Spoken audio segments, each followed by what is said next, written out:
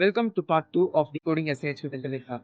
Hackathon வந்து ரொம்ப time கன்சைனான இருந்தது. இந்த மாதிரி ஒரு சிச்சுவேஷன்ல நீங்க எல்லா ஆப்ஸும் இருக்கிற மாதிரி ஒரு லாகின் பேஜ் இல்ல ஒரு டேட்டாபேஸ் டேஷ்போர்டோ இந்த மாதிரி எலமெண்ட்ஸ் தான் நீங்க கிரியேட் பண்ணிருந்தீங்கன்னா உங்களோட ப்ராப்ளம் ஸ்டேட்மெண்ட்ல ஃபோக்கஸ் பண்ண முடியாத ஒரு நிலைமையில நீங்க டெவலப் பண்ணுங்க. ஸோ இந்த மாதிரி சிச்சுவேஷன்ஸ் நீங்க ஒயிட் கோட் பண்ணலாம். ஒயிட் கோட் பண்றதுனால என்ன பெனிஃபிட்னா எல்லா ஆப்ஸையும் காமனா இருக்கிற சிஸ்டம்ஸ், அதாவது ஒரு லாகின் சிஸ்டமோ இல்ல டேட்டாபேஸ் டேஷ்போர்டோ இல்ல ரெண்டுத்தையும் கனெக்ட் பண்ற ஏபிஐ கோடோ அதெல்லாம் நீங்க எலிமெண்ட்ஸ் வச்சு ஜென்ரேட் பண்ணுங்க. ஜென்ரேட் பண்றதுனால உங்களுக்கு என்ன பெனிஃபிட்னா you can focus more on the problem statement. ஏன்னா at the end of the day jury will focus only on your creativity and what you're doing towards the problem statement, not if your login screen has a proper password or not. So make sure to focus on the problem statement more than anything. White code disadvantages நிறைய.